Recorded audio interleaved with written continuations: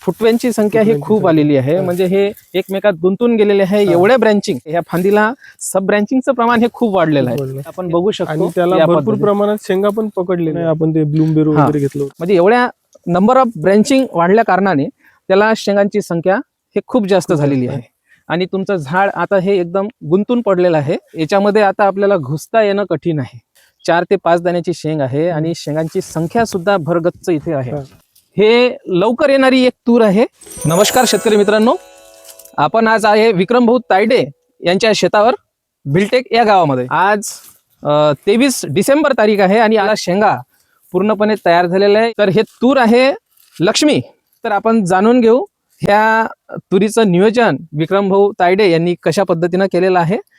माझं नाव विक्रम दिलीपराव तायडे, राहणार भिलटेक, तालुका चांदुरली, जिल्हा अमरावती. तर आता ही जी तुमची तूर आजच्या तारखेमध्ये या पद्धतीनं भरगच्च शेंगा आणि याचे म्हणजे फुटवे आपल्याला मोजता येत नाही की हे इतके फुटवे आहे. याचा एकमेकात पूर्ण गुंतून गेलेले हे फुटवे आहे आणि सगळीकडे तुमचा प्लॉट हा असाच बघायला मिळत आहे. तर याच्यासाठी तुम्ही काय नियोजन केलेलं आहे की याच्यात एवढे फुटवे झालेले आहे? छाटणी केली होती का? नाही, एकही नाही.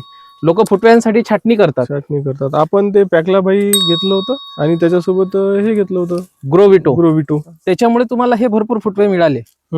तर त्याची किती फवारण्या केल्या तुम्ही? 2.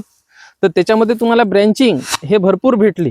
या वर्षीची एक मोठी समस्या आहे की यावेळेस सेटिंग ला प्रॉब्लेम चाललेले आहेत. लोकांना फुलं दिसून राहिले, फुलं गळून राहिलेले आहे. तुमच्या इथं ही समस्या तुम्हाला दिसते का? नाही, माझ्याकडे शेंगा तयार झाल्या. बाजूच्या प्लॉट मध्ये अजूनही फुलं दिसतात. शेजारीच धुऱ्याला धुरा.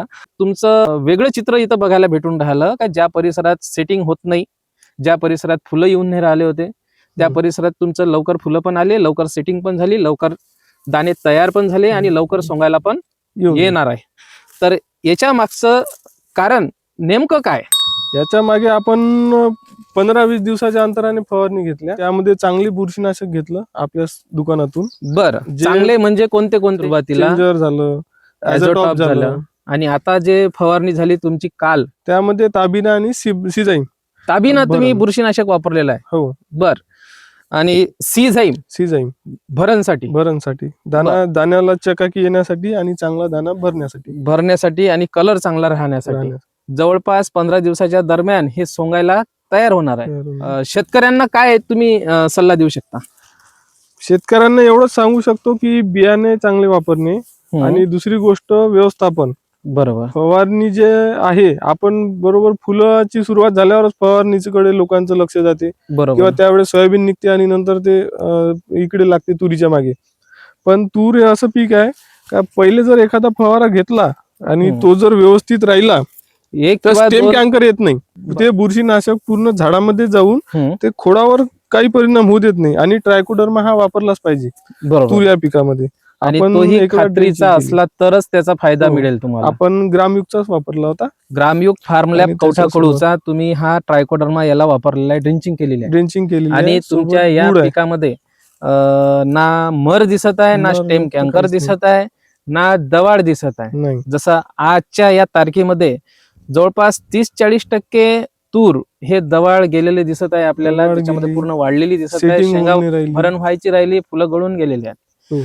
पण आज तुमच्या तिथं बघायला भेटत आहे एक वेगळं चित्र की याच्यामध्ये शेंगा भरडलेले आहे. हे जे दिसतात शेंगांचे दाणे हे पूर्णपणे भरलेले आहे या पद्धतीनं आणि शेंगा वाळून राहिलेले आहे. परंतु पानं मात्र याची अजूनही हिरवी आहे आणि याच्यामध्ये कुठलाही कीड किंवा उलनचा हा प्रकार नाही. या पद्धतीनं दाणे तुमचे झालेले आपल्याला दिसत आहे.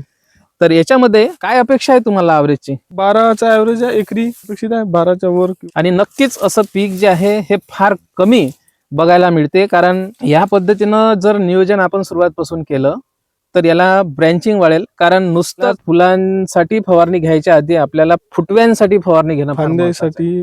ब्रँचिंग जितक्या सब ब्रँचिंग वाढेल तितक्याच शेवऱ्यांची संख्या वाढेल. शेवऱ्यांची जितकी संख्या वाढेल तितकीच शेंगांची संख्या वाढेल. आणि शेंगा जितक्या वाढेल तितकंच तुमचं उत्पन्न वाढेल. झाड एकदम गजबजलेलं आहे फुटव्यांनी, त्याच्यामुळे याला खालपासून याला माल आहे. तर हे चित्र आपल्याला आज इथे बघायला भेटत आहे. विक्रम भाऊचा एक दुसरा पण प्लॉट आहे. जे बीडीएन घरचं बियाणं त्यांनी लावलेलं आहे ते सुद्धा आपण बघू. आणि त्या घरच्या बियाण्यामध्ये सुद्धा आज सेटिंग झालेली आहे आणि अशाच पद्धतीचं चित्र त्या प्लॉटमध्ये पण आहे, पण ते थोडं याच्यापेक्षा मागून सोंगायला येणार आहे. तर आपण ते सुद्धा प्लॉट बघू. आता आपण आलेलो आहे विक्रम भाऊच्या ह्या बीडीएन 716 म्हणजे जनरल त्यांनी लावलेलं आहे. याच्यामध्ये काही चारू आणि बीडीएन 716 हे मिक्स दिसत आहे. तर आपण ह्या जनरल प्लॉट मध्ये आलेलो आहे, जे यांनी घरचंच बियाणं लावलेलं आहे, जे सापडलं ते. तर याच्या सुद्धा आपण बघू शकतो सेटिंग जबरदस्त झालेली आहे आणि याची ब्रँचिंग बघा किती आहे. म्हणजे तूर कोणतीही असो त्याला ब्रँचिंग वाढवली की त्याचं उत्पादन हे हमखास वाढेल. आणि त्याचं सेटिंग परिस्थिती कशीही असो, वातावरण कसंही असो, आपल्या हातामध्ये जे आहे तेवढं आपण जर केलं तर निश्चितच आपल्याला त्याच्यामध्ये सेटिंग हे चांगल्या पद्धतीनं मिळणार. जसं इथे मिळत आहे, जसं यावर्षी समस्या सुरूच आहे लोकांच्या की त्यांची सेटिंग होत नाही आहे, फुलं येत नाही आहे. पण इथे फुलं पण आले आणि त्यांच्या सलप इथे तयार दिसत आहे आपल्याला की असे भरगच्च शेंगांची संख्या आहे आणि याला फुटव्यांची संख्या पण खूप आहेत. तर त्याच परिस्थितीमध्ये आपल्याला इथे हे बघायला मिळत आहे.